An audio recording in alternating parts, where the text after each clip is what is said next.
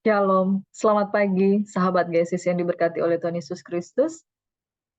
Firman Tuhan berkata, dari jauh Tuhan menampakkan diri kepadanya, aku mengasihi engkau dengan kasih yang kekal. Sebab itu aku melanjutkan kasih setiaku kepadamu. Pagi hari ini saya rindu kita merasakan bahwa Tuhan itu sangat mengasihi kehidupan kita. Apapun keadaanmu pada hari ini, jadilah kuat. Engkau adalah pemenang. Engkau lebih daripada pemenang. Mari kita sambut kasih Tuhan dengan mengucap syukur. Bapa, terima kasih Tuhan, kami merasakan bahwa Engkau baik.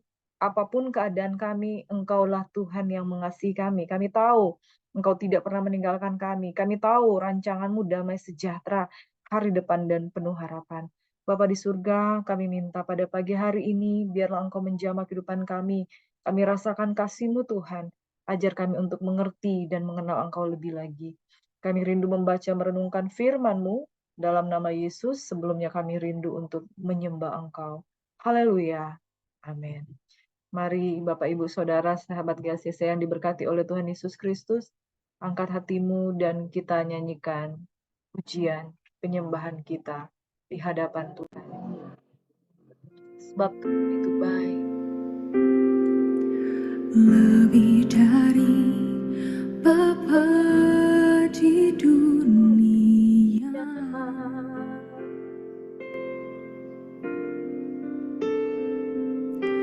Kau menjaga hidupku ya Allah.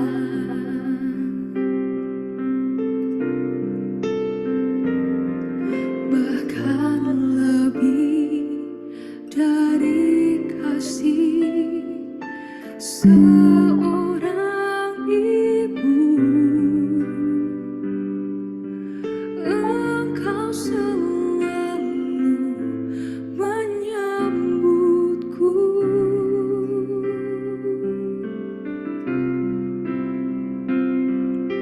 Lebih dari yang dunia tawarkan,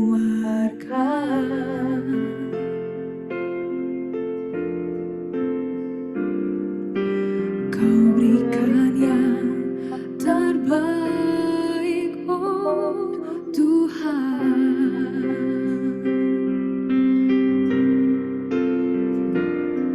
Sekalipun tak seorang mengindahkanku, Engkau tak pernah membuangku.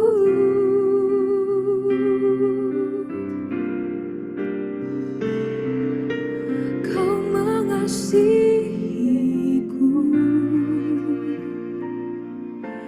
lebih dari yang kuduga, bahkan di saat ku tiada menyadarinya, Kau sentuh hatiku dengan kasih yang sempurna. Kau menyayangiku lebih dari yang ku rasa.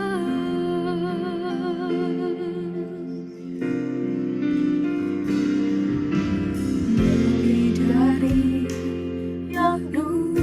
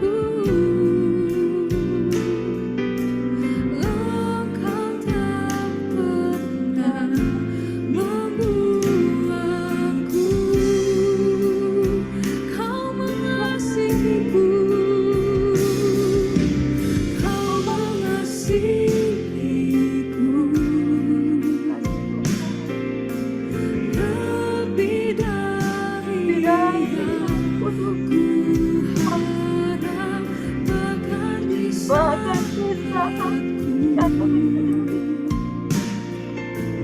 tiada menyadarinya, kau sentuh hatiku dengan kasih yang sempurna, kau menyayangiku lebih dari yang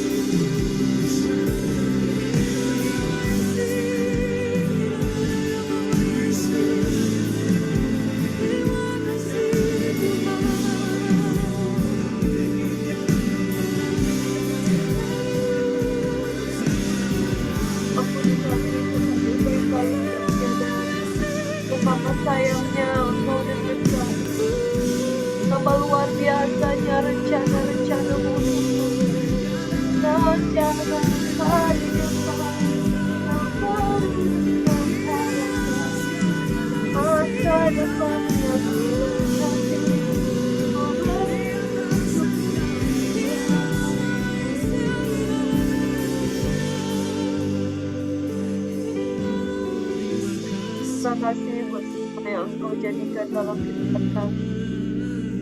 Haleluya.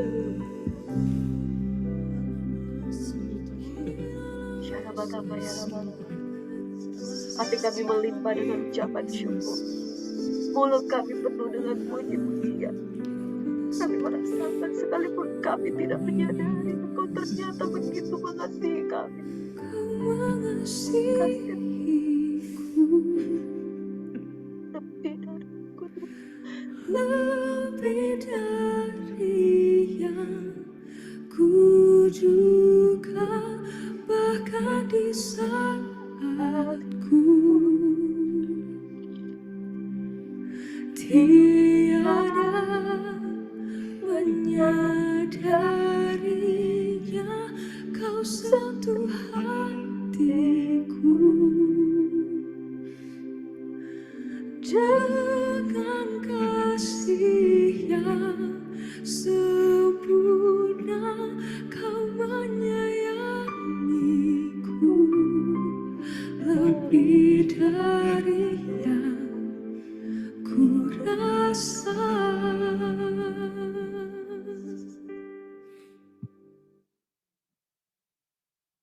Terima kasih Tuhan. Terima kasih Yesus.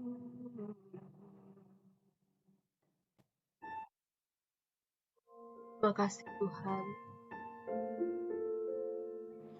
Terima kasih Engkau sungguh baik dalam hidup kami Tuhan.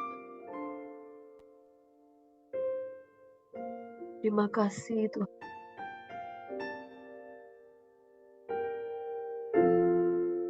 Yang aku renungkan pada pagi hari ini Tuhan.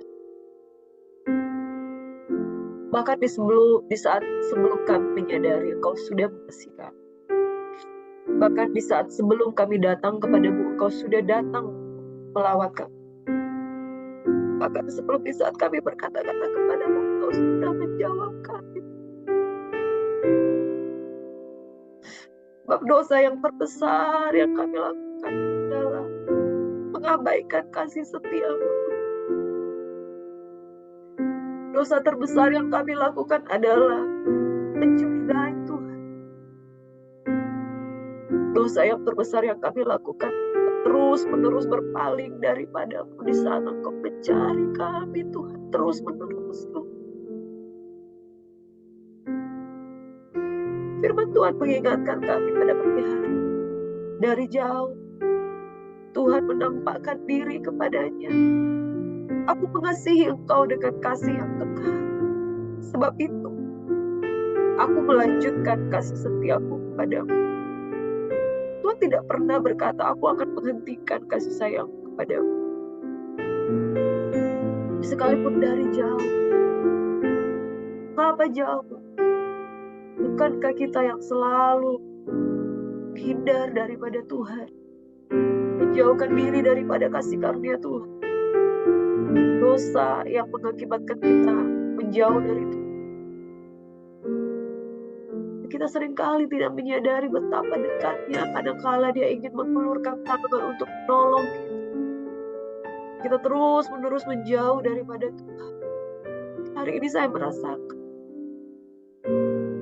Jesus wants to reach you. Jesus wants to touch you. Jesus wants to say He loves you. Bahkan saat kita tidak menyadari, Yesus sungguh mengasihi engkau dan saya. Terima kasih Bapa. Terima kasih buat kasih pagi hari ini. Hamba betul-betul merasa beyond our knowledge, beyond measure. You really love us, Lord. Thank you, Lord, so much.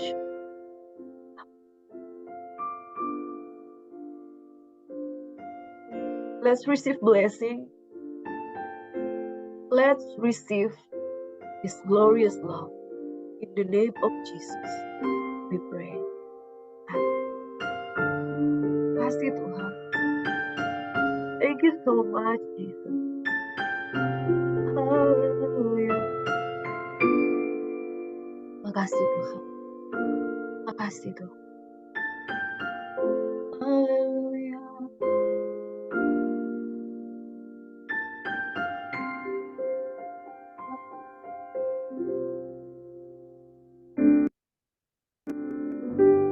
Amin.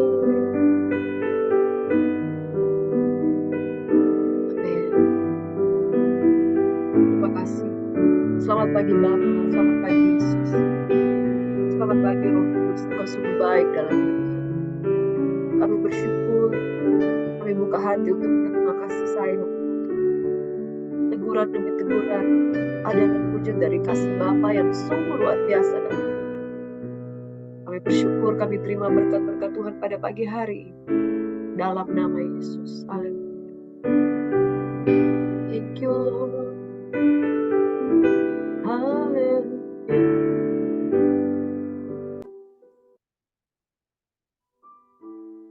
Makasih Tuhan Yesus.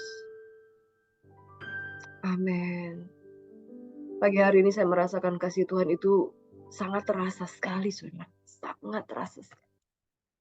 Pagi hari ini saya bangun dengan tubuh yang sehat diberkati, dan saya mau katakan, saya sangat merasakan bahwa Tuhan itu sangat mengasihi kehidupan kita. Entah mengapa saudara, tadi malam Tuhan berkata seperti ini, betapa Dia sangat mengasihi kehidupan kita. Amin. Dan Tuhan ingatkan firman Tuhan dari Yeremia 31 ini saudara.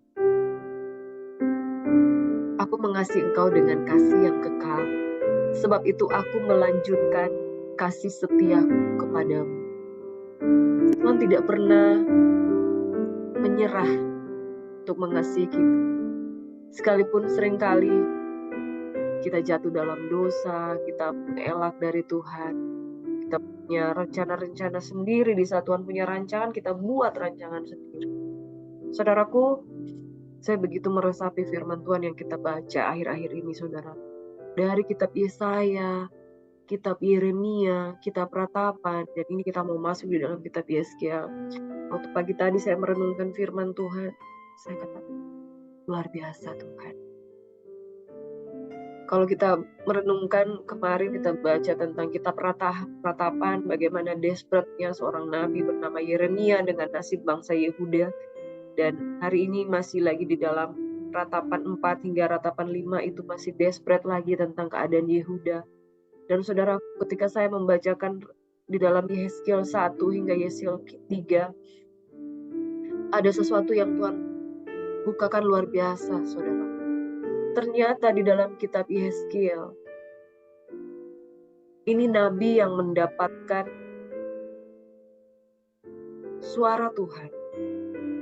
Dia menjadi penyambung lidah pada zaman di mana bangsa Babel menaklukkan bangsa Yehuda. Jadi dia ada di zaman setelah pembuangan, pada zaman pembuangan, pada masa pembuangan, dan dia ada di sana. Waktu kemarin firman Tuhan yang kita renungkan di Ratapan dikatakan tidak ada lagi nabi yang menyampaikan suara Tuhan. Tetapi ketika bangsa Yehuda itu sudah ada di pembuangan, Tuhan tidak tahan dan dia bangkitkan lagi hamba-hamba Tuhan yang akan meneruskan suaranya untuk berbicara bagi umat. Waktu saya merenungkan kitab Yeskiel 1 hingga Yeskiel 3, Tuhan menyatakan dirinya di tengah-tengah pembuangan. Dahsyat.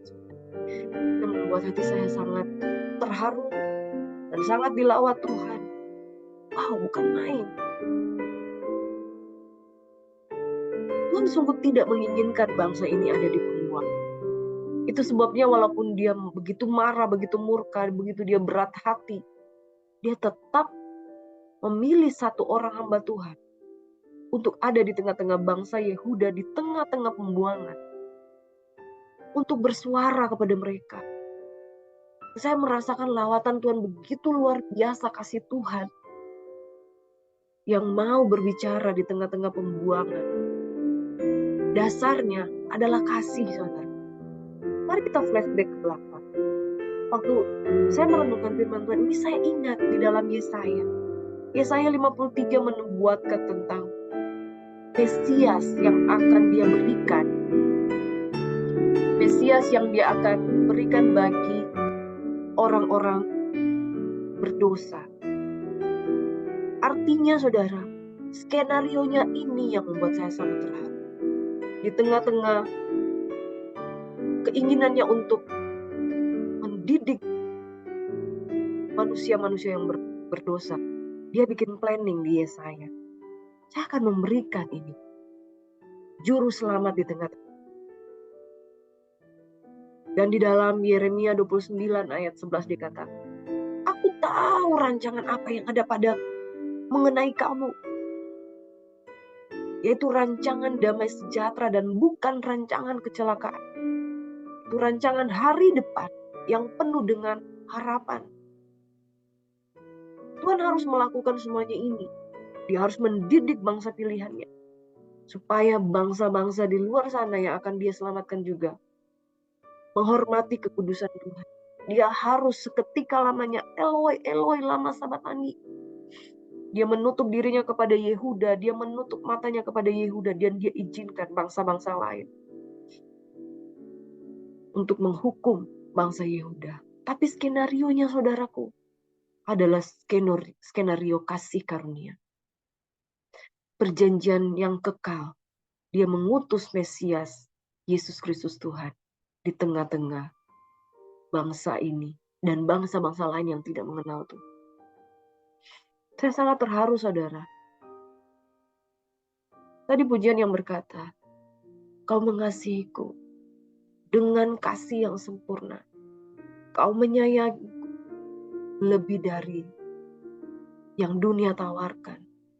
Kau mengasihiku dengan luar biasa, bahkan di saat tiada menyadarinya. Kau sentuh hatiku, bahkan di saatku tidak mengetahui engkau mengasihiku. Ini yang saya rasakan, saudara. Yehuda tidak mengetahui betapa dalamnya cinta Yahweh bagi mereka. Sehingga rancangannya itu disembunyikannya untuk diberikan indah pada waktunya. Saudara, pada pagi hari ini saya mengatakan bahwa kasih Tuhan itu sangat terasa. Dia menjaga-jaga dalam kehidupan kita sebagai penjaga Israel yang tidak pernah terlelap. Ibarat kata, dia izinkan sedikit engkau mengalami yang namanya cambuk. Tapi tujuannya adalah the greatest love of all. Ketika saya merasakan bahwa saya mengalami jamahan kasih dari Yesus Kristus, saya merasakan kok Tuhan itu baik sekali, saudara. Tuhan itu baik dan sangat baik.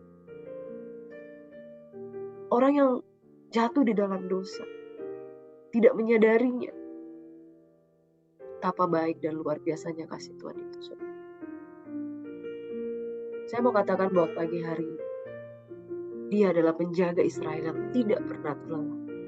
Bahkan dia mengutus Yeskiel untuk menegur mereka yang mau mendengar suara Tuhan dan mereka yang tidak mau dengar suara Tuhan. Semuanya sampaikan firman. Demikian kata Tuhan. Itu yang Tuhan taruhkan dalam hati saya. Pagi hari ini saudara, rasakan kasih Bapa. He loves you so much. Amin. Mari lebih lagi kita belajar firman Tuhan. Kita belajar tentang kitab Yeskiel. Dia penjaga kaum Israel yang tidak pernah terlelap. Kita renungkan firman ini bersama-sama.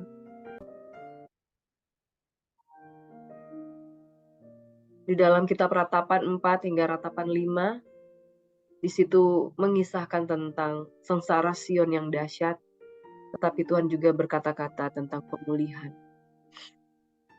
Pengejar kami lebih cepat daripada burung Raja Wali, di angkasa mereka memburu kami. Di atas gunung-gunung menghadang kami di padang gurun. Orang yang diurapi Tuhan, nafas hidup kami tertangkap dalam pelubang mereka. Dia yang kami sangka dalam naungannya kami akan hidup di antara bangsa-bangsa. Bergembira dan bersukacitalah hai putri Edom. Engkau yang mendiami tanah Uz, juga kepadamu piala akan sampai. Kau jadi mabuk lalu menelanjangi dirimu. Telah hapus kesalahanmu putri Sion, tak akan lagi Tuhan membawa engkau ke dalam pembuangan. Tetapi kesalahanmu Putri Edom akan dibalasnya, dan dosa-dosamu akan disingkapkannya. Doa untuk bawalah kami kembali kepadamu ya Tuhan, maka kami akan kembali. Baharuilah hari-hari kami seperti dahulu kala. Saudara, doa pemulihan ini kiranya terjadi bagi kita semua. Bukankah baik dan indah bagi orang yang percaya kepada Tuhan yang mengalami pemulihan? Saya berdoa pada pagi hari ini, Tuhan yang lebih tahu apa yang butuh dipulihkan dalam kehidupanmu. Message yang saya mau katakan bahwa Tuhan adalah penjaga Israel yang tidak pernah terlelap. Bahkan dia tidak berhenti mengutus hamba-hambanya untuk memberitakan kasih sayangnya bagi kita. Saudara, kitab Yeskiel yang akan kita baca setelah ini, kita akan lihat latar belakang Yeskiel. Ratapan 4-5 berbicara tentang ratapan pada waktu bangsa Yehuda sebelum hingga memasuki pembuangan di Babel. Kita akan lanjut di dalam kitab Yeskiel. Latar belakang kitab Yeskiel, kitab ini dinamakan sesuai dengan nama seorang nabi yang bernama Yehezkiel. Saudaraku, kitab Yeskiel ini latar belakangnya kita akan belajar bersama. Umumnya berisi nubuat-nubuat disampaikan oleh nabi besar yang bernama Yeskiel. Masa dia bernubuat adalah ketika sudah ada di dalam pembuangan di Babel. Setelah Yerusalem jatuh, tahun 586, sekitar bulan Juli hingga April 571 sebelum Masehi, beberapa tahun dia bernubuat. Pesan-pesannya yang kuat ditujukan kepada orang-orang yang dibuang di Babel dan mereka yang tinggal di Yerusalem. Kitab ini menggambarkan pembaharuan-pembaharuan dari nubuat atas Israel. Kisah hidupnya sendiri diceritakan juga di kitab ini, bahwa dia sebelum nabi, ia seorang imam, melayani di bait Allah, dan dia muncul setelah Nabi Yeremia menubuatkan hukuman atas Yehuda sebagai penegakan keadilan Allah. Nah, Yeskiel dibawa dalam pembuangan pada masa pembuangan pertama Yehuda di tahun 597. Selama dalam pembuangan, ia bernubuat tentang menekatkan kembali perjanjian antara Allah dan umat Israel. Saudara, mari kita lihat lebih dalam lagi cinta Tuhan kepada umatnya. Amin. Dalam kitab ini, Yeskiel seringkali dipanggil Allah dengan sebutan anak manusia. Jadi Yeskiel dipanggil dengan sebutan anak manusia. Sebutan ini mungkin menitik beratkan pada kerendahan Yeskiel sebagai seorang manusia biasa. Menurut John Bright, pada waktu Yeskiel masih muda ini, ia sudah mendengar keluh kesah dari Nabi Yeremia di Yerusalem. Jadi dia merupakan salah satu nabi yang hidup dan melihat nubuatan-nubuatan dari nabi pendahulunya, yaitu Nabi Yeremia. Dia melihat nubuatan-nubuatan itu disampaikan, nubuatan itu kemudian digenapi. Dia hidup di zaman antara Yeremia sebelum pembuangan dan dalam masa pembuangan. Dia meneruskan nubuatan-nubuatan, perintah-perintah Tuhan. Di sini, saudara.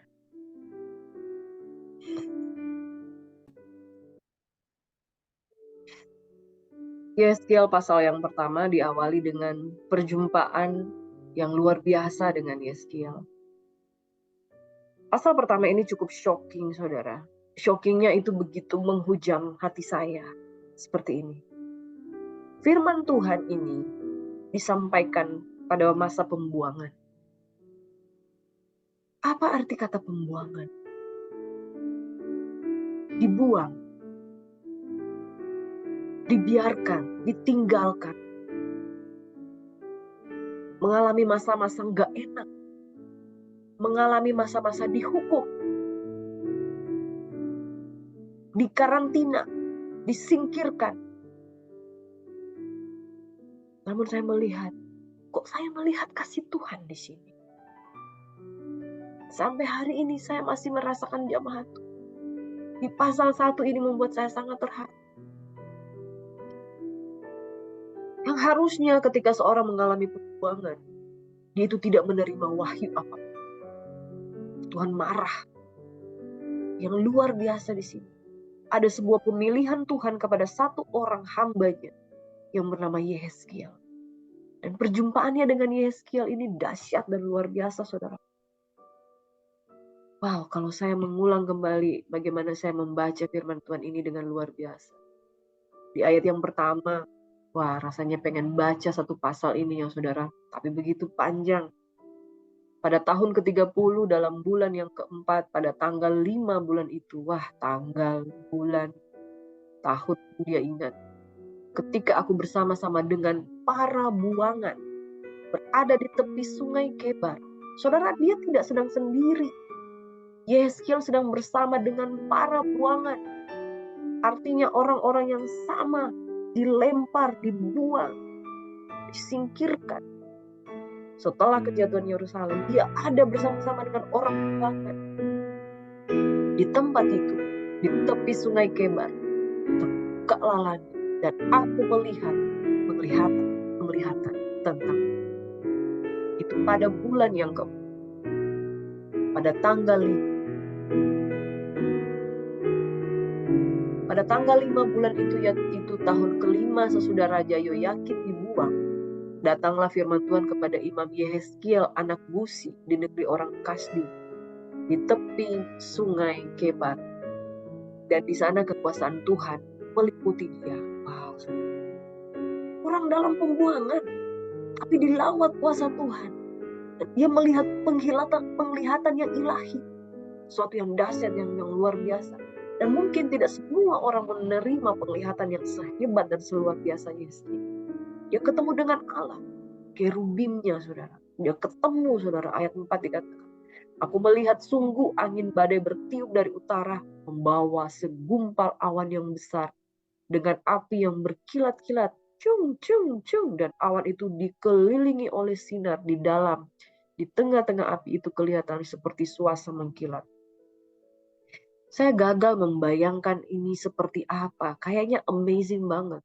Lalu saya mencari-cari gambar-gambar yang menunjukkan tentang tampak dari penglihatan ini.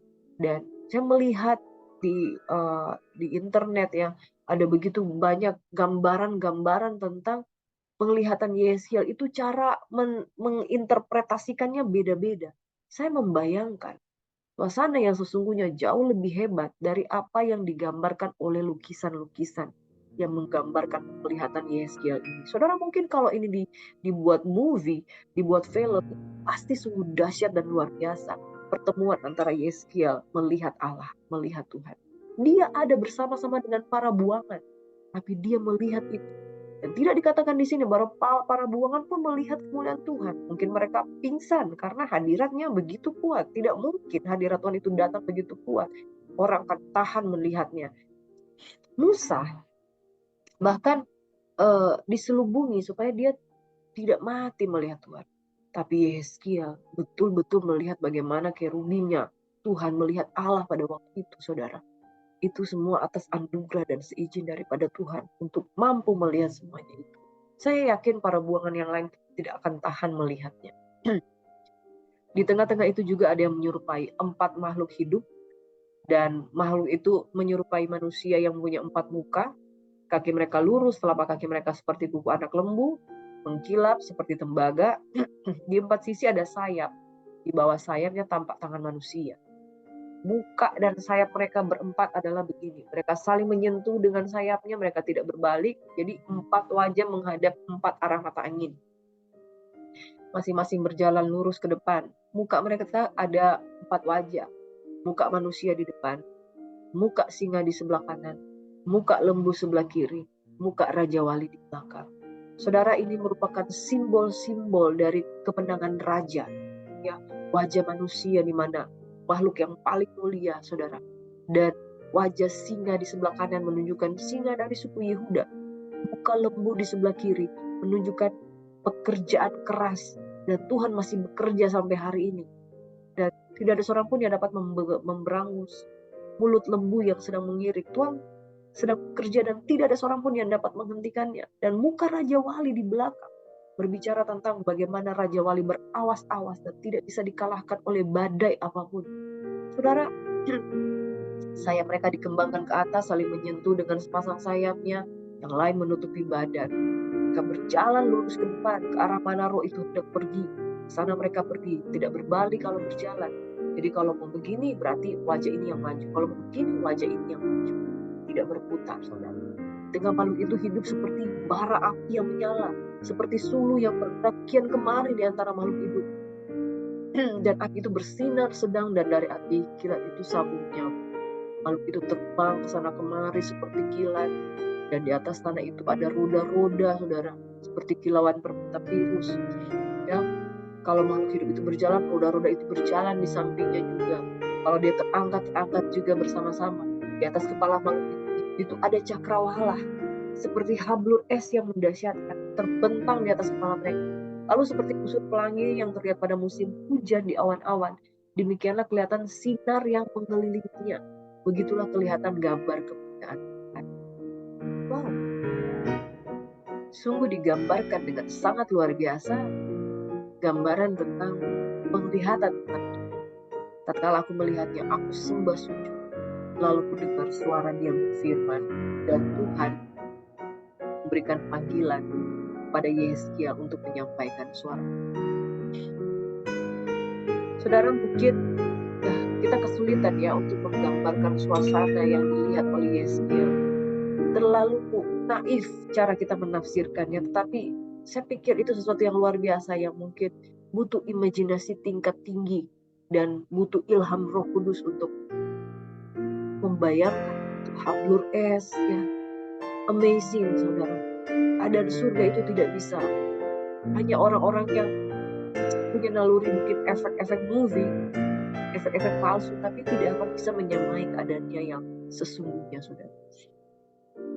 Saya mau katakan bahwa penglihatan ini menunjukkan saya kagum sekali bahwa di tengah-tengah pembuangan, bahkan di tepi sungai itu Kebar ya saudara, bersama para buangan yang lain, Tuhan melawat Yehezkiel. Dalam hati saya berkata seperti ini Tuhan gak main-main dengan kasih-Nya. It is amazing. Di tengah-tengah orang yang Ia buang, Ia menyatakan dirinya yang begitu mulia, luar biasa. Saudara, hanya pribadi yang sangat mengasihi yang mampu berbuat seperti itu. Karena cintanya, ini planning, Dia katakan, rancanganku yang ada padaku, aku tahu. Rancanganku damai sejahtera. Kamu yang tidak mengetahuinya. Makanya sekali lagi waktu saya menyanyikan pujian tadi, Kau mengasihiku dengan kasih yang sempurna. Bahkan di saatku tidak menyadarinya, di saat kita tidak bisa melihatnya, Tuhan sudah terlebih dahulu mengasihi kita. I just want to say to all of you, all of us, di balik segala persoalan kita, ada Tuhan. Yang kita lihat tiap hari itu hanya masalah, dan masalah. Yang kita tiap hari lihat hanya kesulitan, dan apa yang kita hadapi di depan mata. Yang kita nggak lihat, Tuhan itu punya rancangan untuk membalikkan keadaanmu menjadi lebih baik. Kalau aja kita mengerti dengan kasih-Nya itu. Saya sebagai orang tua, sangat menyayangi putri yang Tuhan berikan dalam kehidupan kami. Sangat menyayangi. Rasanya apapun saya pengen berikan untuk dia, saking sayangnya. Cuma kan kadang anak-anak tuh nggak ngerti ya, betapa sayangnya kita dengan dia. Jesus love is more than that. Dia tahu kok kalau kamu hari ini lagi susah. Dia tahu kok kalau kamu hari ini lagi nggak enak, nggak nyaman. Cuma apakah kamu tahu dia sayang sama kamu? Mari angkat kedua tanganmu dan katakan, Bapa, sekalipun aku nggak ngerti, aku mau buka hati untuk belajar, percaya. Aku mau buka hati untuk belajar percaya bahwa dosa menjauhkan aku dari Tuhan. Tapi Tuhan ingin menyelamatkan setiap kita. Saudaraku, pagi hari yang diberkati ini, kasih Tuhan begitu nampak ingin menyelamatkan kita. Amin. Waktu Yeskiel dikunjungi oleh Tuhan, dia berfirman, aku akan menaruh firmanku untuk engkau sampaikan kepada bangsa Yehuda yang ada di pembuangan. Kata-katanya kedengarannya kelihatannya marah. Tapi herannya, saya melihat ini kasih. Orang tua kalau anaknya jatuh dalam dosa marah kan? Tapi marahnya itu karena sayang. Kenapa kamu seperti ini? Kasih tahu sama dia ya. Jangan dia seperti itu. Wujud kasih itu kadang nampak seperti sebuah kemarahan di saat anak-anaknya jauh daripada orang. Saudara, orang tua mana yang gak marah kalau anaknya hamil di luar nikah? Orang tua mana yang gak marah kalau anaknya lagi bagus-bagusnya sekolah, dibiayai dengan begitu mahal, tiba-tiba pengen berhenti? Orang tua mana yang gak marah kalau anak yang udah dikuliahkan capek-capek, jadi dokter lah, jadi insinyur, udah lulus kuliah, dia gak mau kerja, mondok seharian di rumah, tidak mau melakukan apa. Ya marahlah saudara. Marah. Marahnya itu karena sayang. Saya mau bilang pada hari ini, seandainya kita tahu di balik teguran Tuhan, itu sayangnya dia kayak apa. Di sini kita harus bertobat, saudara. Israel, Yehuda, berpuluh-puluh tahun Tuhan berfirman. Bahkan sejak dari padang gurun di Mesir. Ratusan tahun dia berfirman. He just want to say, I love you. Waktu Tuhan memanggil Yeskiel, dia dipanggil sebagai penjaga kaum Israel. Ngapain harus dijaga? I'm babysitting you, I'm nursing you. Melalui nabi-nabi yang dia pilih. Tuhan tuh marah karena mereka berbuat dosa, tapi kasihnya itu dia berikan babysitter. Parents mana yang mau membiarkan anaknya? Dia cari babysitter, loh kamu jagain mereka. Kalau dia salah kamu tegur dia. Dan itulah yang terjadi di Yeskiel 2 hingga Yeskiel 3. Pada keturunan inilah yang keras kepala dan tegar hati. Yang keinginannya itu berontak. Aku mengutus engkau Yeskiel dan harus kau katakan kepada mereka, beginilah firman Tuhan. Dan di ayat 5 luar biasa.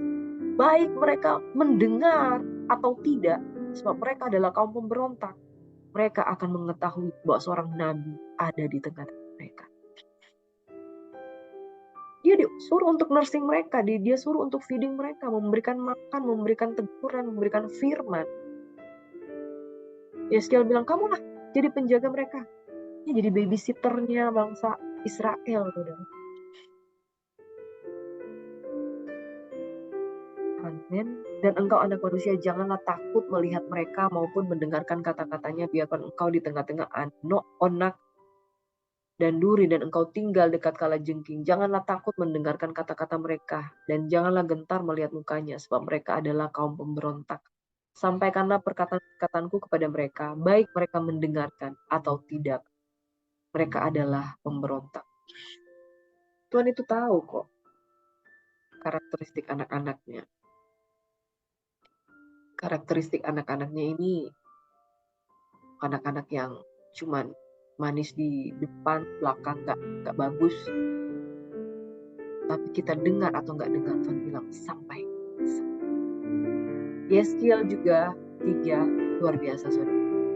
Yeskiel 3 berkata seperti ini. Sesudah 7 hari datanglah firman Tuhan kepadaku. Hai anak manusia, aku telah menetapkan engkau menjadi penjaga kaum Israel. Bila mana engkau mendengarkan sesuatu firman daripadaku, peringatkanlah mereka atas nama. Kalau aku berfirman kepada orang jahat, engkau pasti dihukum mati, dan engkau tidak memperingatkan dia, tidak berkata apa-apa, tidak menegur dia untuk memperingatkan orang jahat dari hidupnya yang jahat supaya dia. Orang jahat itu akan mati dalam kesalahan, tapi aku akan menuntut pertanggungan jawab atas nyawanya daripada. Jadi begini saudara, sebagai penyambung lidah, Yeskiel jadi bertanggung jawab untuk orang yang jahat itu. Kalau kamu tidak tegur, pertanggungjawabannya atas nyawanya daripadamu. Makanya kita sebagai hamba-hamba Tuhan punya tanggung jawab untuk menyampaikan firman. Makanya Tuhan bilang, mereka mau dengar atau nggak dengar, sampaikan. Jadi saudara-saudara sebagai hamba Tuhan, sampaikan. Kalau kita sampaikan, dia tidak bertobat, itu menjadi tanggungannya. Tapi kalau kita tidak sampaikan, itu nyawanya, pertanggungan nyawanya ada pada kita. Kalau kita sudah sampaikan dia bertobat, puji Tuhan. Kalau kita sampaikan dia tidak bertobat, dia yang akan menanggungnya. Demikian firman Tuhan. Jikalau engkau memperingatkan orang jahat itu dan dia tidak berbalik, ia yang akan mati dalam kesalahannya. Tapi engkau telah selamat. Makanya kita punya tanggung jawab, saudara. Sebagai hamba Tuhan, kita adalah penjaga jiwa. Amin. Yeskiel dikatakan, engkau adalah babysitternya kaum Israel. Engkau adalah penjaga jiwanya kaum Israel. Jikalau seseorang yang benar berbalik dari kebenarannya dan ia berbuat curang dan aku meletakkan batu sandungan di hadapannya, ia akan mati. Oleh karena engkau tidak memperingatkan dia, ia akan mati dalam dosanya. Dan perbuatan-perbuatan kebenaran yang dikerjakannya tidak akan diingat-ingat. Tapi aku akan menuntut pertanggungan jawab atas nyawanya daripadamu. Saudaraku yang diberkati oleh Tuhan Yesus Kristus, jikalau engkau memperingatkan orang yang benar itu supaya ia jangan berbuat dosa dan memang tidak berbuat dosa, ia akan tetap hidup. Sebab ia mau menerima peringatan dan engkau telah menyelamatkan nyawa. Maka di sana kekuasaan Tuhan meliputi aku dan ia berfirman kepadaku, bangun dan pergilah ke lembah. Di sana aku akan berbicara dengan engkau. Panggilan Yeskiel adalah menjadi penjaga kaum Israel. Makna yang saya lihat di sini yang pertama, Tuhan itu sangat mengasihi umatnya. Tuhan sangat mengasihi umatnya. Yang kedua, Tuhan selalu berinisiatif untuk mencari umatnya. Mereka mau dengar atau tidak dengar, dia tetap sampaikan firman. Yang ketiga, saudara, Tuhan membangkitkan penjaga jiwa. Penjaga jiwa yang Tuhan bawa itu adalah hamba-hamba Tuhan yang berbicara atas nama Tuhan. Menjadi penting untuk kita sampaikan. Orang mau dengar atau tidak dengar, sampaikan kebenaran. Kalau kita tidak sampaikan kebenaran, kita udah lihat nih, wah orang ini udah melenceng. Kenapa dia jatuh dalam dosa? Dan kita nggak tegur. Dosanya tertanggung ke kita, saudara. Tapi kalau kita sampaikan, kita nggak berhutang. Dia bertobat, puji Tuhan, dia menerima upahnya. Kalau dia tidak bertobat, dia sendiri akan menanggung kesalahan yang dia buat. Saudaraku, kasih Tuhan sungguh tersirat di dalam Yeskiel 1 hingga Yeskiel 3 ini. Panggilan Tuhan sungguh dahsyat bagi Yeskiel. Kalau Tuhan mau memanggil, ya panggil aja seperti nabi-nabi bangsa-bangsa yang lain. Kenapa dia menunjukkan sesuatu yang luar biasa dalam kehidupan Yeskiel? Satu yang saya pelajari di sini adalah Tuhan mau menunjukkan bahwa kau ada di tengah-tengah. Tapi aku tidak semata-mata membuang kamu untuk meninggalkan.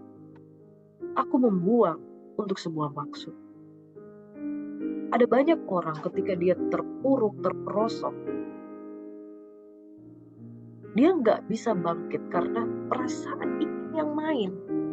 Saya sudah dibuang, saya sudah ditinggalkan Tuhan. Orang kalau udah jatuh dalam dosa, ya jatuh aja dalam dosa. Tapi jangan juga setelah jatuh dalam dosa, kita menyalahkan keadaan, menyalahkan diri sendiri, tidak punya kuasa untuk bangkit. Dan kemudian seolah-olah Tuhan yang salah karena Tuhan meninggalkan.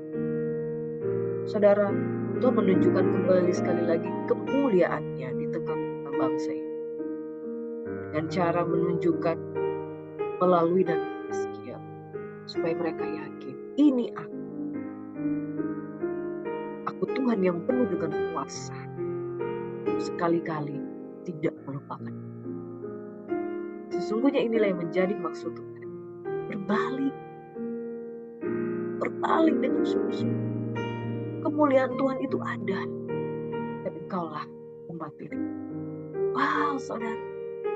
Luar biasa. Itu sebabnya keindahan dan kemuliaan Tuhan itu akan terjadi pada saat umatnya. Pelajaran penting tentang pertobatan yang Tuhan pakai melalui bangsa Israel itu termaterai di dalam hati setiap umat manusia yang tidak pernah akan melupakan pusat kedasan Tuhan, kemuliaan, dan membuat setiap bangsa terbelalak. Wah, benar ini Tuhan, benar ini dia Tuhan yang punya kuasa. Umatnya sendiri kalau berdosa dihantam, apalagi kita. Jadi kekudusan Tuhan itu gitu luar biasa ditampilkan. Saudaraku, bagi saudara yang punya pergumulan pada hari ini, yuk stop, yuk menyalahkan Tuhan. Penting untuk kita merasa diri tidak terbuang. Penting untuk kita merasa diri, aku udah berdosa, udahlah, bagaimana aku harus bangkit. No, saudara. Di saat engkau mengalami itu karena dosa. Masalahnya ada di dosa. Kalau kita sungguh-sungguh datang kepada Tuhan, jangan salahkan diri kalau hari ini engkau bangkrut. Tuhan masih punya kesempatan untuk memulihkan keadaan. Mari saudara yang diberkati oleh Tuhan Yesus Kristus, buka hatimu lebih lagi. Tuhan itu baik. Amin. Yeskiel 3 ayat 3 berkata, lalu firman-Nya kepadaku, hai anak manusia, makanlah gulungan kitab yang kuberikan ini kepadamu, dan isilah perutmu dengan itu. Lalu aku memakannya, dan rasanya manis seperti madu dalam. Ketika Tuhan memberikan firman-Nya kepada Yeskiel, dikatakan, makanlah gulungan kitab yang kuberikan ini kepadamu, dan isilah perutmu dengan itu. Lalu Yeskiel makan, dan rasanya manis seperti madu dalam mulut.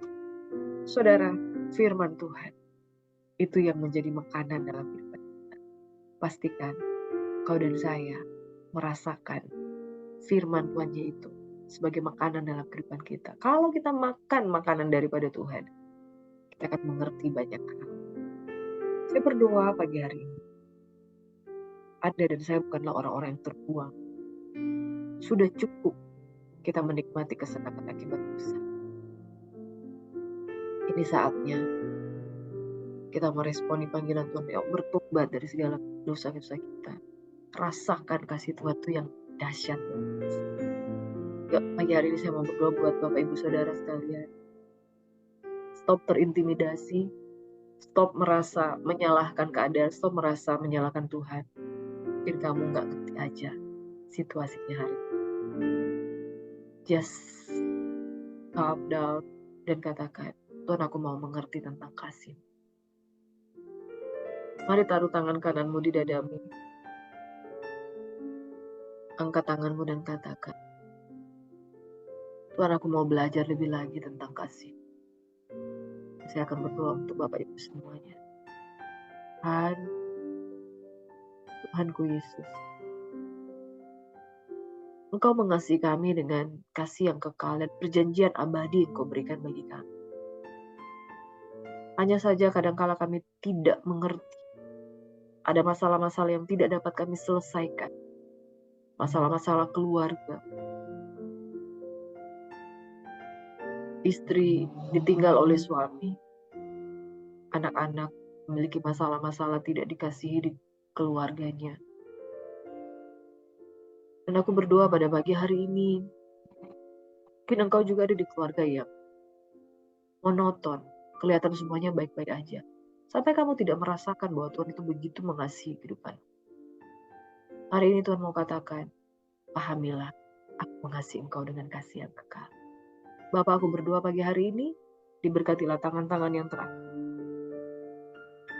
Aku berdoa dalam nama Yesus, bagi umat Tuhan yang mengangkat tangannya hari ini di hadapan, mengalir kasih Tuhan, pengenalan akan Tuhan, pengertian akan firman, terjadi di dalam nama Yesus. Dimanapun engkau berada, aku perintahkan kesembuhan terjadi dalam hidup. Dalam nama Yesus. Bapak, aku berdoa untuk setiap pribadi yang sedang mengalami sakit, penyakit, hubungan-hubungan yang toksik. Hari ini Engkau lawat kehidupan mereka. Buat mereka mengerti tentang kasih. Mereka tidak gagal. Mereka yang teraniaya dengan hubungan-hubungan yang tidak benar. Suami yang menyepelekan dan menyanyiakan istri, dan sebaliknya, Tuhan Yesus. Bapak, aku berdoa, bawa mereka ke dalam pengenalan lebih lagi. Tuhan mengasihi Engkau dengan kasih yang berdoa untuk orang-orang tua kami, saudara-saudara kami, keluarga-keluarga kami, jemaat-jemaat kekasih Tuhan yang ada di luar sana yang membutuhkan pertolongan. Begitu menginginkan perawatan, terima dan terjadi dalam nama Yesus. Terima kasih Bapak.